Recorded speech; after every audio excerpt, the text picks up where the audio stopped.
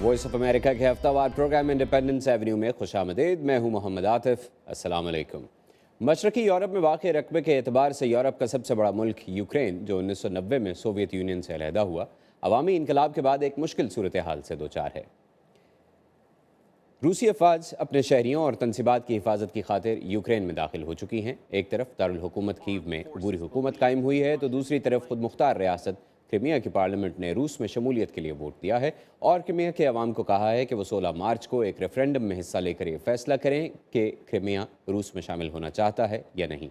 Ukraine के वज़ीर आज़म Arseny Yatsenyuk ने कहा है कि ये वोट गैर कानूनी और गैर आइनी है। अमरीकी सदर बराक ओबामा ने भी कहा है कि रेफरेंडम गैर कानूनी है। आज के प्रोग्राम में यूक्रेन की सूरत हाल पर बात करने के लिए हमारे साथ मौजूद हैं यूक्रेन में पाकिस्तान के सफ़ीर मेजर जनरल रिटायर्ड वजाहत अली मुफ्ती, अमेरिका के बफलो स्टेट कॉलेज में इंटरनेशनल रिलेशंस के प्रोफेसर फैज़ान हक और पेशावर यूनिवर्सिटी में रूस, चीन और वस्ती एशिया के एरिया स्टडी सेंटर के director professor doctor Sarfaraz Khan. आप सभी मेहमानों को बहुत बहुत खुशामदीद। एम्बेसडर वजाहत अली, यूक्रेन के मौजूदा हालात क्या हैं और रूस की दरअंदाजी के बाद आम लोगों के एहसासात क्या हैं? एक्चुअली जी, यूक्रेन में जो रशियन और प्रो रशियन और प्रो वेस्टर्न डिवाइड है, ये इसका एक हिस्टोरिकल पर्सपेक्टिव है। और उसकी पर्सपेक्टिव की वजह ये है कि जो वेस्टर्न यूक्रेन है, वो हमेशा मगरबी ताकतों के, यूरोप के मुख्तलिफ अदवार में उनके तहत रहा और उस तरफ के लोग जो हैं वो यूरोप के सेंटिमेंट्स रखते हैं। और जो ईस्टर्न यूक्रेन है, उसके जी। सर्टनली लोग जो हैं वो ज़्यादा एथनिक रशियन हैं, तो वो ये सेंटिमेंट्स रखते हैं। अब इस डिवाइड को ज़्यादा हवा उस वक़्त मिली जब पिछली हुकूमत ने ये फ़ैसला किया कि वो 28 नवंबर को एसोसिएशन एग्रीमेंट साइन करेंगे यूरोपीय यूनियन के साथ।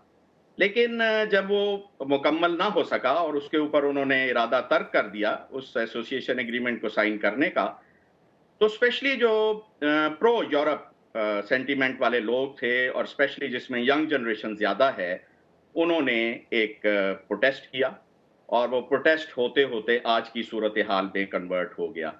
सो ये है जी इस वक़्त जो यूक्रेन की सूरत-ए-हाल है।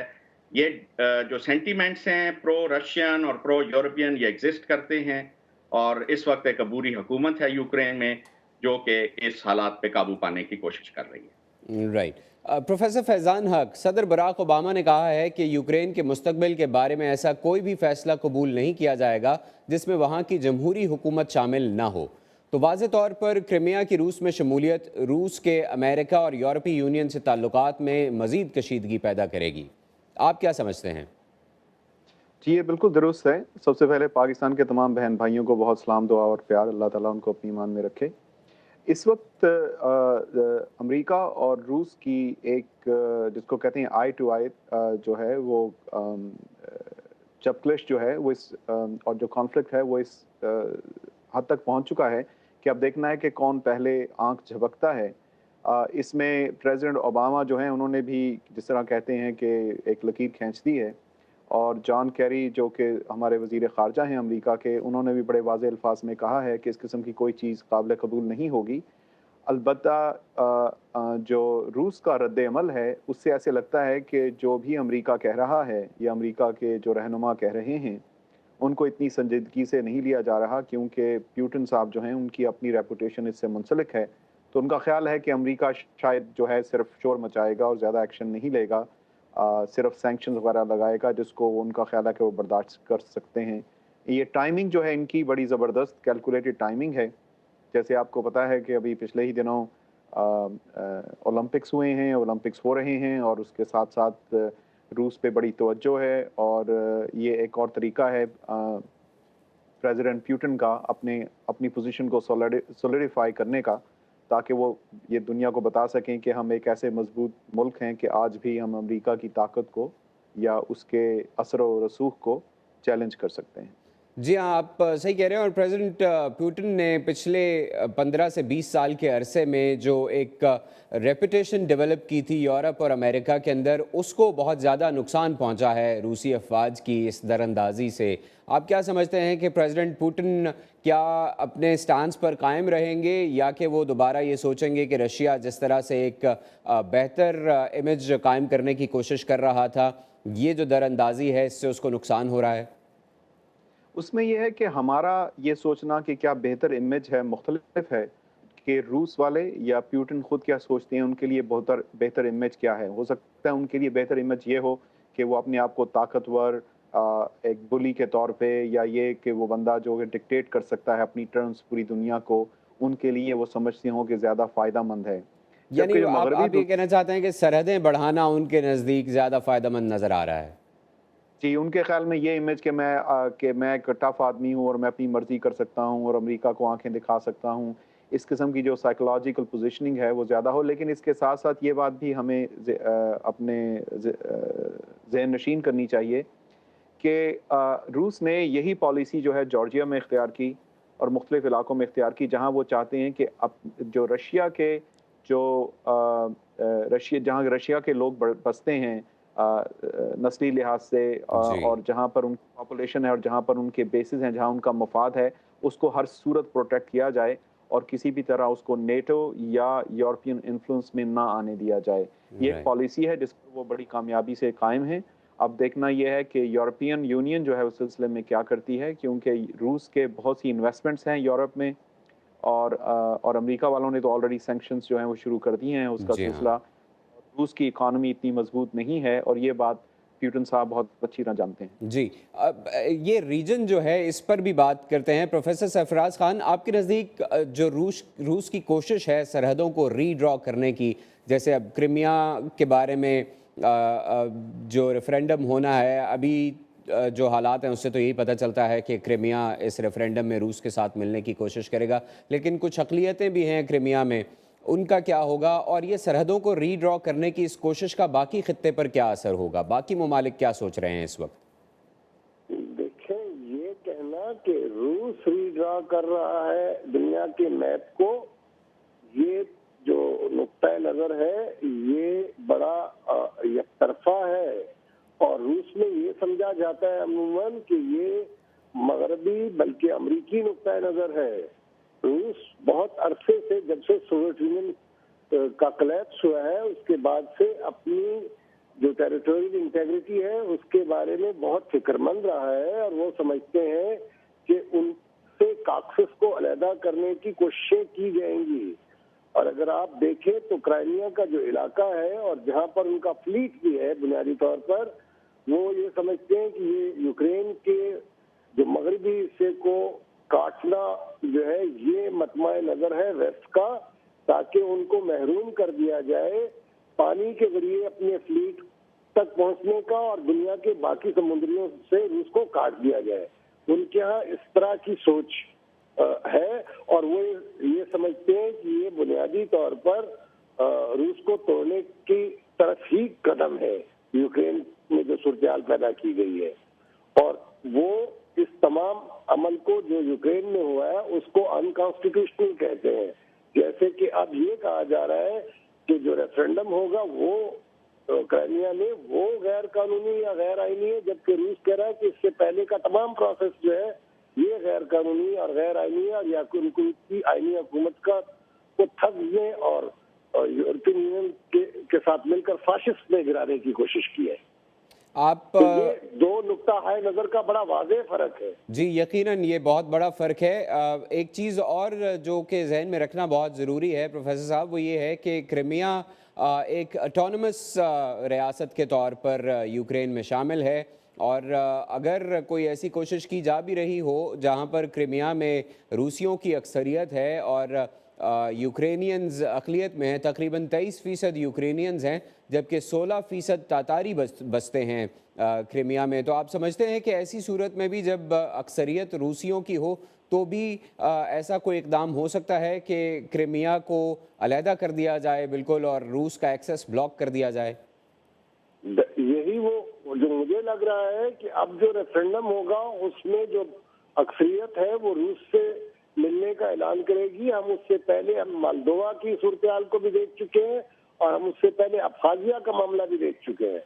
اس میں بھی جو پاپولیشن نے ریفرنڈم کیا تھا اس میں انہوں نے روس سے درخواست کی تھی کہ ہمیں اپنے ساتھ ملا لیا جائے اور ساتھ ہی ساتھ اپنے دفاع کے لیے بھی جو ہے ان سے درخواست کی تھی.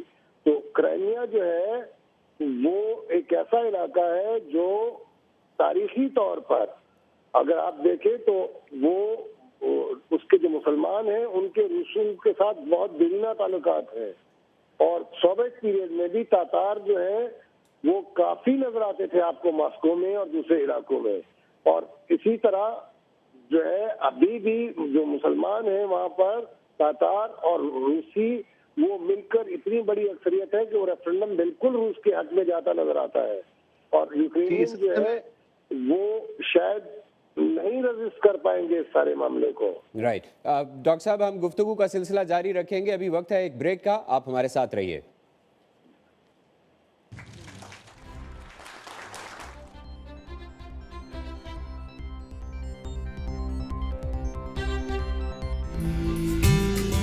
خبر جو آپ پر اثر انداز ہو سکتی، خبر جو آپ کے ماحول کو بدل دے، وہ خبر جو آپ کی دنیا کا نقشہ تبدیل کرنے والی، وہ خبر جانیے مجھ سے، عائشہ خالد سے.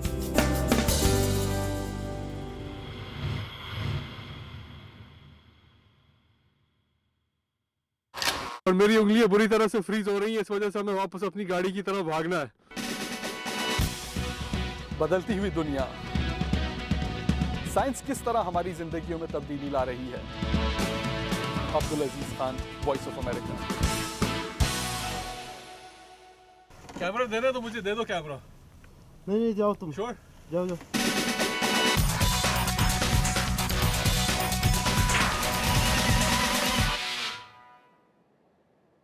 Welcome back. وقفے پر جانے سے پہلے بات ہو رہی تھی مسلمان اقلیتوں کی. امبیسڈر وجاہت مفتی، یوکرین میں کرائمیا میں تقریباً 2.5 لاکھ سے کچھ زیادہ تاتاری بستے ہیں. ان کے کیا سینٹیمنٹس ہیں؟ کیونکہ اب تک جو خبریں انٹرنیشنل میڈیا میں آئی ہیں اس کے مطابق وہ تھوڑے بہت پریشان ہیں اور وہ یہ نہیں جانتے کہ ان کے ساتھ کیا سلوک کیا جائے گا، بلکہ ان کو یہ ہدایت کی جا رہی ہے پولیٹیکلی کہ وہ اپنے گھروں کے اندر رہیں. اس کے ساتھ ساتھ ہمیں پاکستانیوں کے بارے میں بھی بتائیے کہ یوکرین میں بسنے والے پاکستانی اسٹوڈنٹس اور دیگر افراد جو بزنس کی غرض سے یا کسی اور غرض سے یوکرین میں جا کے بسے ہیں، وہ کتنے محفوظ ہیں اور اگر ان کو کوئی پریشانی ہو تو وہ کیا کریں؟ جہاں تک تو جی تاتاری مسلمز کا تعلق ہے جو کہ کرائمیا میں بستے ہیں، ان سے میرا کوئی ڈائریکٹ رابطہ نہیں ہے جس سے مجھے معلوم ہو سکے کہ وہ کیا سوچتے ہیں. بہرحال وہ بھی یوکرینین سٹیزنز ہے اور وہ بھی اپنے بارے میں بہتر فیصلہ کر سکتے ہیں.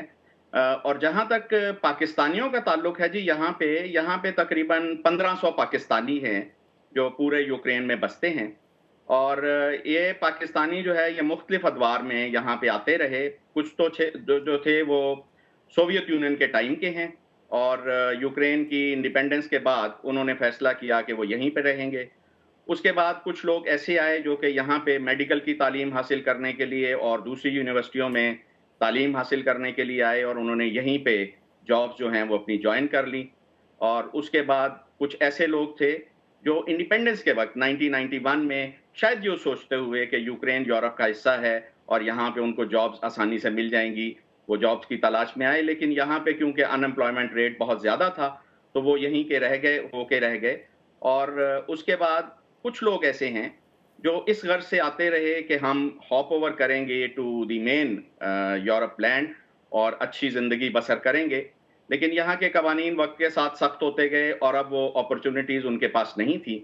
تو یہ جو میں نے آپ کو بتایا ہے کہ یہ 1500 کے قریب جو پاکستانی ہیں یہ یوکرین کے مختلف شہروں میں بستے ہیں، جس میں تقریباً 300 کے قریب جو ہیں وہ کیو میں اس میں کیپٹل میں رہتے ہیں. اس میں سے 700 پاکستانی ایسے ہیں جنہوں نے یہاں کی لوکل خواتین سے شادیاں کر لیں اور وہاں کی ٹرمز اینڈ کنڈیشنز کو پورا کرنے کے بعد انہوں نے یوکرینین پاسپورٹ حاصل کر لیا اور اب وہ یوکرینین سٹیزن ہیں. لیکن بہرحال کیونکہ وہ ان کا اوریجن پاکستان ہے اور ان کی فیملیز پاکستان میں ہیں تو ہم ان کو پاکستانی ہی سمجھتے ہیں. تو ہمارے خیال میں اس وقت جو پاکستانی ہیں ان کو کوئی کسی قسم کا خطرہ نہیں ہے.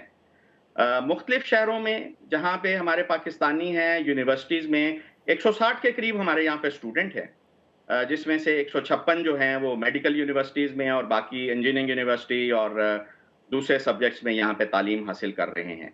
ہر شہر میں جی ہم نے ایک پاکستانی کو کانٹیکٹ پوائنٹ بنایا ہوا ہے اور ہم امبیسی کے ذریعے ان سے رابطہ رکھتے ہیں، اور ابھی تک ہمیں کسی بھی شہر سے جہاں پہ کہ پاکستان کمیونٹی ہے یا پاکستانی اسٹوڈنٹ ہیں کسی قسم کی ایسی خبر کی اطلاع نہیں ملی جس کو کہ ہم الارمنگ سمجھ سکیں اور کوئی ایک خطرے کی گھنٹی بجنے لگے. اس امبیسڈر کے صاحب، علاوہ خدا نہ یہ خواستہ اگر پاکستان میں جن اسٹوڈنٹس کی یا دیگر یوکرینین پاکستانیز کی فیملیز ہیں، اگر کسی بھی صورت کی وجہ سے ان کا رابطہ نہ ہو پائے اپنوں سے، تو پاکستان میں جو لوگ ہیں وہ سفارت خانے سے کیسے رابطہ کر سکتے ہیں؟ جی، سفارت خانے کے ٹیلی فون نمبر جو ہیں وہ دیے گئے ہیں فارن آفس کی ڈائریکٹری کے اندر بھی، اور ویسے بھی ہم اگر چاہیں تو ہم وہ میڈیا کے ذریعے ان کو وہ نمبر پہنچا سکتے ہیں، اور میرا اپنا ٹیلی فون نمبر ہر وقت جو ہے وہ موجود ہوتا ہے، اور جو کوئی پاکستان سے لیکن میں نے آپ کو بتایا کہ ایسی صورتحال ابھی نہیں ہے. جو جس یونیورسٹیز میں اسٹوڈنٹ ہمارے پڑھ رہے ہیں وہاں پہ نارمل کلاسز چل رہی ہیں، اور بچے جو ہیں وہ اپنے اپنے ہاسٹلوں میں رہ رہے ہیں. اور ابھی پرسوں کی بات ہے کہ کچھ اسٹوڈنٹ اپنے کچھ ڈاکومنٹس وغیرہ ٹیسٹ کروانے کے لیے اور کچھ پاسپورٹ رینیو کروانے کے لیے امبیسی میں آئے ہوئے تھے، اور میں اکثر ریسیپشن پہ جا کے ان سے ملتا رہتا ہوں. تو میں نے ان سے حالات پوچھے تو مجھے کوئی اس قسم کی بات نہیں پتہ چلی کہ ان کو کوئی اپنے پاکستان میں رشتہ داروں سے رابطہ کرنے میں پرابلم ہو رہا چلیے، ہے. یہ تو یا ان اچھی کے بات ہے کہ پاکستانی اسٹوڈنٹس اس تمام تر بدامنی کے باوجود محفوظ ہیں. پروفیسر فیضان، امریکہ نے یوکرین کی خود مختاری کی خلاف ورزی کرنے والوں، جیسے آپ نے پہلے ذکر کیا کہ سینکشنز بھی لگا دی گئی ہیں، اور جمہوری عمل کو نقصان پہنچانے والوں پر نہ صرف ویزا سینکشنز لگا دی ہیں بلکہ معاشی پابندیاں بھی لگا دی گئی ہیں ایک ایگزیکٹو آرڈر کے ذریعے. اور اس عمل سے روس اور کرائمیا کے اداروں پر کس حد تک دباؤ پڑ سکتا ہے؟ جی، روس پر تو دباؤ پڑے گا ہی، اور کرائمیا پہ بھی پڑے گا، لیکن اس دباؤ، یہ جو سینکشنز ہوتی ہیں ان کا فوراً دباؤ محسوس نہیں ہوتا، کچھ عرصے کے بعد ہوتا ہے، اور یہ ایک لانگ ٹرم پلاننگ کا حصہ ہوتا ہے. لیکن میں ایک بات، وہ پہلے جو تتار مسلمانوں کی بات ہو رہی تھی اس سلسلے میں کچھ باتیں کلیریفائی کرنا چاہ رہا ہوں. جو تاتار تھے وہ 14ویں صدی میں چنگیز خان کے ساتھ وہاں آئے تھے. ان کی تعداد تقریباً 2 لاکھ کے قریب تھی، لیکن جب اسٹالن کی حکومت ہوئی سوویت یونین میں، تو اس نے، کیونکہ تاتار جو تھے انہوں نے بالشوک ریولوشن میں حصہ نہیں لیا تھا، تو ان کو سزا کے طور پہ اس نے سائبیریا بھیج دیا تھا، سب کے سب تاتار کو. سن 1990 کے بعد جب آزادی ملی یوکرین کو، تو وہ تاتار بڑی تعداد میں واپس آئے، اب تقریباً 2.5 لاکھ کے قریب ہیں.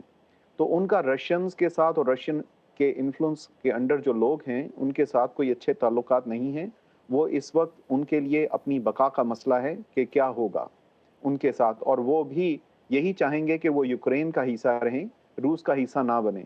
روس کے اس جارحیت سے ایک ایسا پریزیڈنٹ شروع ہو جاتا ہے ماڈرن ڈے میں، جیسے کہ پریزیڈنٹ اوباما نے کہا کہ 2014 میں بھی آپ اس طرح نہیں سوچ سکتے، کیونکہ اس کا مطلب یہ ہے، کیونکہ جیسے ہم کشمیر کا مسئلہ لیتے ہیں کہ کشمیر کا مسئلہ جو ہے وہ تو یونائٹڈ نیشنز میں ہے. تو ابھی اگر روس اس میں ریفرینڈم کروانا بھی چاہتا ہے تو پہلے اس کو انٹرنیشنل ارینا میں اس کو لانا پڑے گا، اس مسئلے کو اس ایک خاص حد تک لے جانا پڑے گا.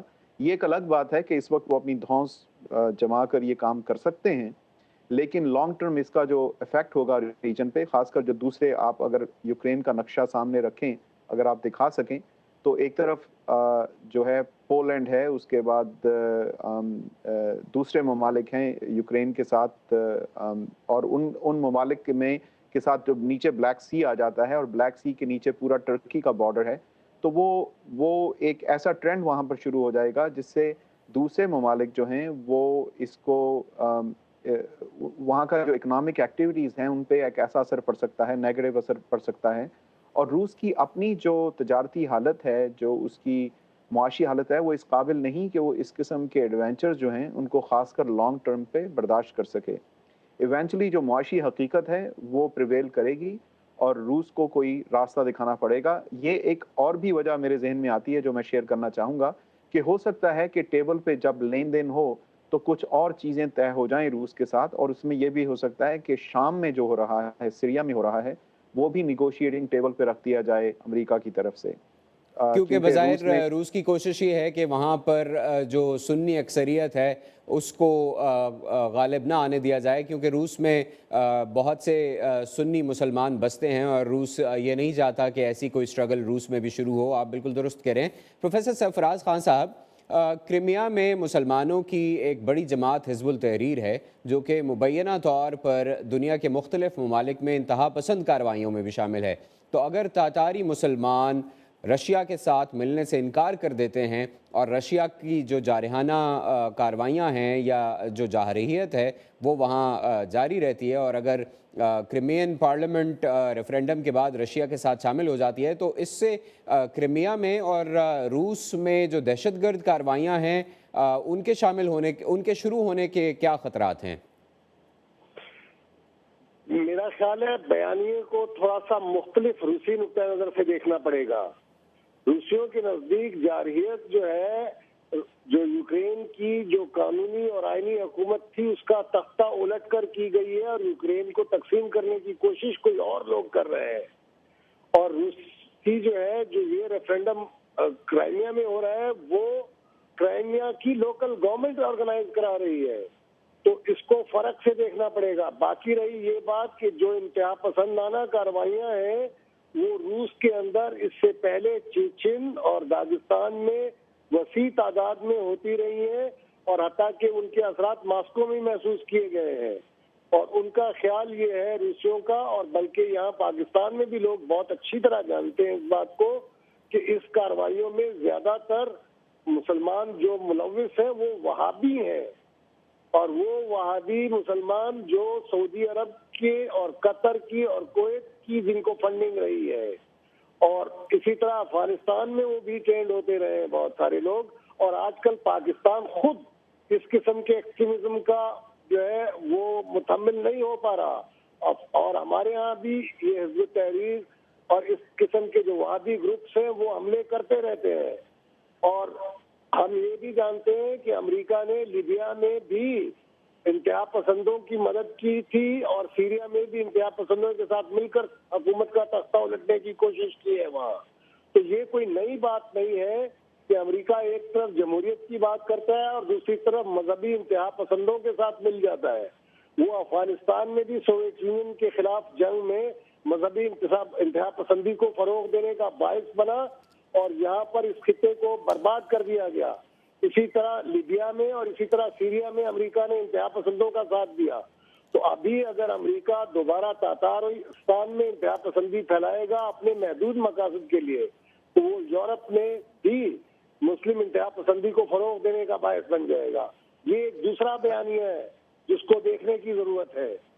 رائٹ، واپس امبیسڈر وجاہت مفتی کی طرف آتے ہیں۔ ڈاکٹر صاحب آپ ہمارے ساتھ رہیے۔ امبیسڈر صاحب یہ بتائیے کہ پاکستان کی خارجہ پالیسی کیا کہتی ہے یوکرین کی حالیہ صورتحال پر، اور اس کے ساتھ ساتھ پاکستان کے جو مفادات ہیں یوکرین میں ان کو محفوظ بنانے کے لیے کیا کیا جا رہا ہے؟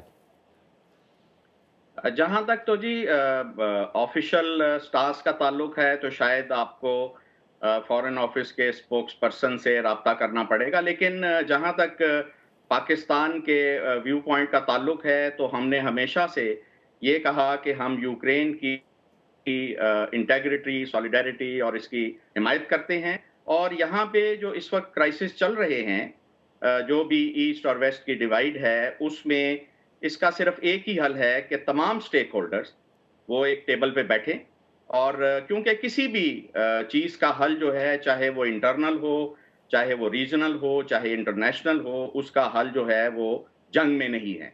تو ہمارا سٹانس اور ہمارا پوائنٹ آف ویو یہی ہے، جو کہ فورن آفس کی طرف سے بھی دیا گیا ہے، کہ جی ہم چاہتے ہیں کہ تمام سٹیک ہولڈر جو ہیں وہ آپس میں بات چیت کریں، اور اس مسئلے کا ایک پیسفل حل جو کہ یہاں کی لوگوں کی خواہشات کے مطابق ہو اس کو وہ کریں۔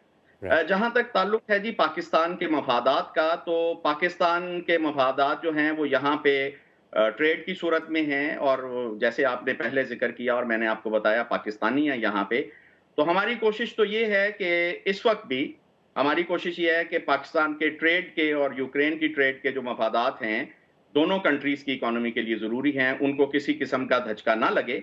और बावजूद इन क्राइसिस के हमारे पास बिज़नेस कम्युनिटी के लोग आते रहते हैं और हम मुख्तलिफ लोगों से मिलते रहते हैं, और अभी भी एक यूक्रेनियन बिज़नेस डेलीगेशन जो है वो कुछ अरसे में पाकिस्तान जाने वाला है, जहां वो जाके ट्रेड के बारे में बातचीत करेगा। प्रोफेसर सरफराज, साउथ और सेंट्रल एशिया के ममालिक और चीन इस सूरत हाल को बेहतर बनाने के लिए क्या कर सकता है खास तौर पर?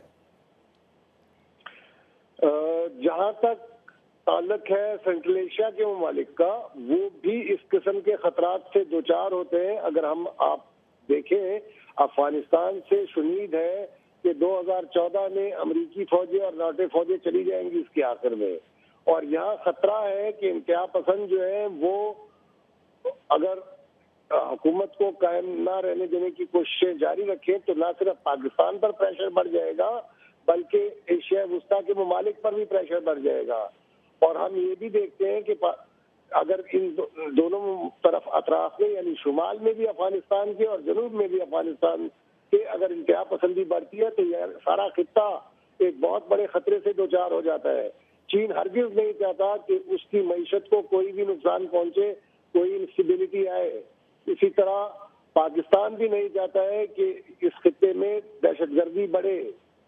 अब अगर हम ये देखते हैं कि कुछ ममालिक का यहाँ पर असरो रसूख इतना ज्यादा है कि वो यूक्रेन में मुस्लिम कार्ड को अगर खेलना चाहे और वहाँ पर जो है तातारों में और इसी की तरह काकेशिया में इंतहा पसंदी को फरोग दें, तो नतीजा ये होगा कि यहाँ ना सिर्फ एशिया वुस्ता से लेकर काक्सस तक एक पूरी बेल्ट है जहाँ पर सारे का सारा इलाके को एक किस्म की आग लगा दी जाएगी इंतहा पसंदी की। रूस भी इस मामले में फिक्रमंद है और अमेरिका माजी में ऐसे खेल खेल चुका है सोवियत यूनियन को गिराने के लिए, लेकिन वो निजामों का झगड़ा था, सोशलिस्ट निजाम का और कैपिटलिस्ट निजाम का। अब ये मॉडर्न स्टेट सिस्टम के झगड़े में अगर इस किस्म की चीजें आ गई तो इसको फिर कोई रोकने वाला नहीं होगा। लगता ये है कि जब यहाँ से फौजों को जाना है, सोवियत यूनियन के खिलाफ जो लड़ाई की गई थी, अब यहाँ अमेरिका में की फौजों को अलकायदा और तालिबान, लेकिन अलकायदा और तालिबान का फोकस तो अब चाहिए जी आप चाहते होंगे कि या पाकिस्तान के रास्ते या जिसको नॉर्दर्न कॉरिडोर है इनके रास्ते ये जाएंगे, तो इनका अपना भी मफाद में नहीं है कि इलाका डिस्टेबलाइज हो जाए। सही, दुरुस्त कह रहे हैं आप। प्रोफेसर फैजान, वक्त हमारे पास कम है, प्लीज़ ये बताइएगा कि ये जो मौजूदा क्राइसिस है इसका हल अब कैसे निकाला जाए, क्या होना चाहिए? जी, सबसे पहले बात तो ये है कि अमेरिका को हम ब्लेम नहीं कर सकते। अमेरिका में अगर अमेरिका सारी दुनिया के हालात ठीक कर सकता तो यकीनन कर देता, क्योंकि अमेरिका खुद जारहियत का और दहशत पसंदी का और दहशतगर्दी का शिकार है और उसका विक्टिम रहा है। तो हम देखते हैं कि अमेरिका ने सीरिया में ऐसे लोगों की हेल्प नहीं की जो कि जिनका अलकायदा से ताल्लुक़ था या वो दहशत पसंद थे। और ये जो मेरे ख्याल में हमें बहुत मोहतात होकर इस चीज़ के बारे में बात करनी चाहिए, क्योंकि मगर रूस के बारे में ये है हुए तुम दोस्त जिसके उसका दुश्मन आसमां क्यों हो, क्योंकि इनका जो स्टाइल है प्रेसिडेंट पुतिन का और उनका जो है वो उनके जो ऑडियंस हैं वो दो हैं। एक उनका ऑडियंस है एट होम जिसमें वो सॉलिडिफाई करना चाहते हैं कि I M A tough man और मैं अपनी पूरी दुनिया को डिक्टेट कर सकता हूँ। प्रोफेसर फैजान, 15 सेकंड्स अगर आप जल्दी से रैप कर सकें प्लीज। जी, और दूसरी तरफ का जो ऑडियंस है वो वेस्टर्न यूरोप है जिसको वो चाहते हैं कि डिक्टेट कर सकें अपनी टर्म्स। इसका सिर्फ एक इसके जो है जो तरीकाकार होगा वो बातचीत के जरिए होगा और इंटरनेशनलाइजिंग the issue. Thank you professor Faizan. Ukraine के क्राइसिस और क्रीमिया में रूसी फौज की दरअंदाजी पर गुज़श्ता रोज़ सदर ओबामा और रूसी सदर व्लादिमीर पुतिन के दरमियान टेलीफोन पर 1 घंटे तक बातचीत हुई है। जुम्मे को रूसी सदर ने कहा कि वो रूसी ज़बान बोलने वालों की मदद की पुकार को नज़रअंदाज नहीं कर सकते थे। सदर पुतिन ने यह भी कहा है कि अमेरिका और रूस साबिक सोवियत रिपब्लिक की सूरत हाल पर अभी भी एक दूसरे से बहुत दूर हैं। मोहम्मद आतिफ को इंडिपेंडेंस एवेन्यू से अगले हफ्ते तक इजाज़त दीजिए। अल्लाह हाफ़िज़।